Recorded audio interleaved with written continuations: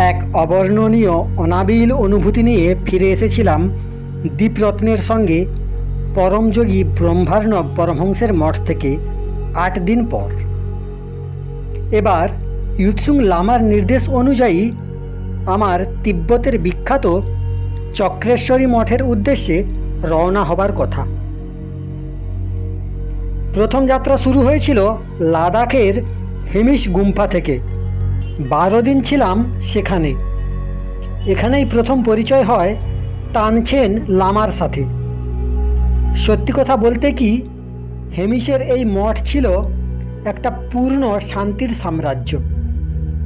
চারদিকে পর্বত শিখরে ঘেরা হেমিশ মঠের উপরে বসানো স্বর্ণকলস সূর্যের আলোয় সদাই ঝলমল করতে থাকে। এই মঠে থাকাকালীন চতুর্থ দিনে দেখা হলো মঠের প্রধান ডুপ্পা লামার সাথে। বয়স তার ছিল যথেষ্ট। সুবর্ণ আসনে শান্ত আর গম্ভীরভাবে বসেছিলেন তিনি। বৌদ্ধ পরম্পরা অনুযায়ী তাকে প্রণাম করলাম আমি। তারপর তার আদেশে সামনেই বসলাম। আমার তিব্বতে আসবার কারণ এবং ইয়ুৎসুং লামার সব কথা শুনে তিনি বললেন, চক্রেশ্বরী মঠের পথ অতি দুর্গম। নানা রকমের কষ্ট আর বাধাবিঘ্নের সম্মুখীন হতে হয়। লাসা হয়ে প্রায় 1 মাসের পথ। ব্রহ্মার্ণব পরমহংসের মঠ থেকে ফিরে ইয়ুৎসুং লামার কাছে গিয়েছিলাম। একটানা 2 মাস ধরে তার কাছে থেকে লামাদের যোগ সাধনার বিভিন্ন স্তর নিয়ে প্রবচন শুনেছি, প্রত্যক্ষও করেছি। এখানেও ইয়ুৎসুং লামা দীপরত্নকে আমার সঙ্গে দিয়েছিলেন।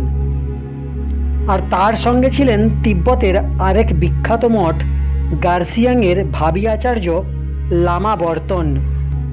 ইয়ুৎসুং লামা তাদের দুজনকেই আমাকে তিব্বতে নিয়ে আসার উদ্দেশ্য ও তাদের এ বিষয়ে কি কি করণীয় তা বুঝিয়ে দিয়েছিলেন।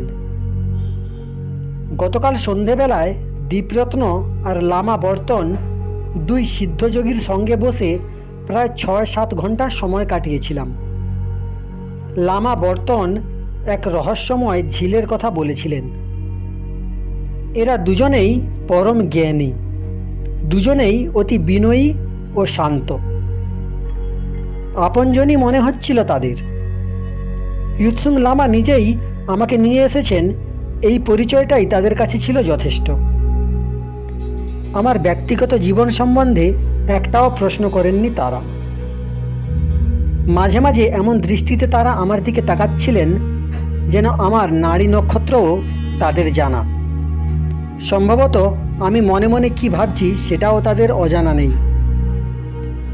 সত্যি কথা বলতে কি, একটা অদ্ভুত আনন্দ আর প্রশান্তির অনুভূতি সবসময়েই আমাকে মোহিত করে রেখেছিল।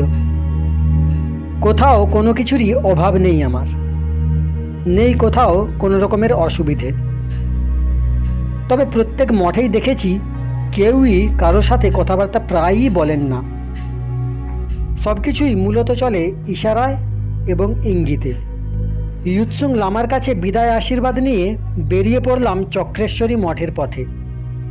সঙ্গে ডুপ্পা লামা, লামা বর্তন আর 6 জন শিষ্য। দীপরত্ন এখানেই থাকলেন।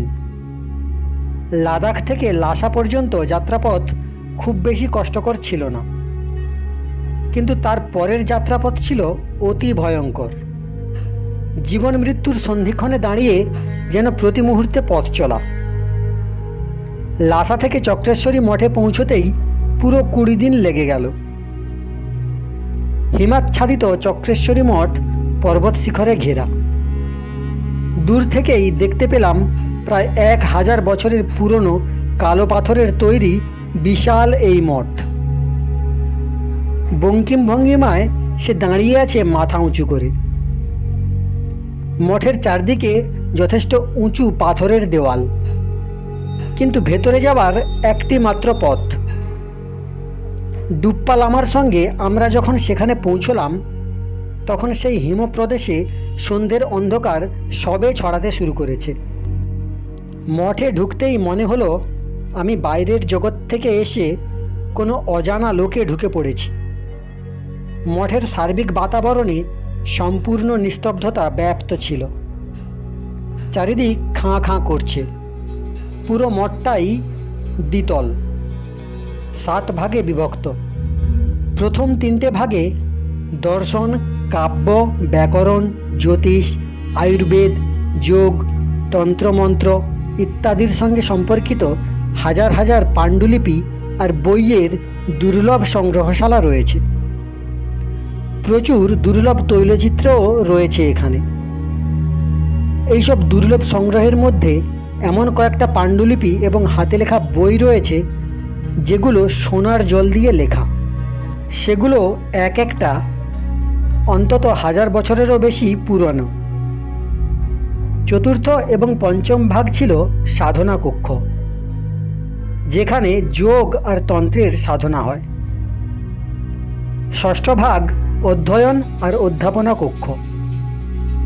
সেখানে যোগ, তন্ত্র, জ্যোতিষ, আয়ুর্বেদ, দর্শন ইত্যাদি শাস্ত্র অধ্যয়নকারীরা অধ্যয়ন করে আর আচার্যরা যোগ্যপাত্রকে এইসব সাধনায় শিক্ষাদান করেন।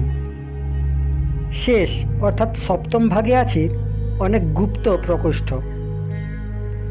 সেখানে সেই সব মহান উচ্চকোটির যোগীদের মৃত শরীর সাজানো আছে, যাদের আত্মা পরকায়া প্রবেশের মাধ্যমে অথবা অন্য কোথাও জন্ম নিয়ে বর্তমানে তাদের সাধনা চালিয়ে যাচ্ছেন। কোটি কোটি প্রণাম জানাই সমস্ত মানবাত্মাকে। পরের অংশ শুনতে চাইলে চ্যানেলটি সাবস্ক্রাইব করে রাখতে পারেন।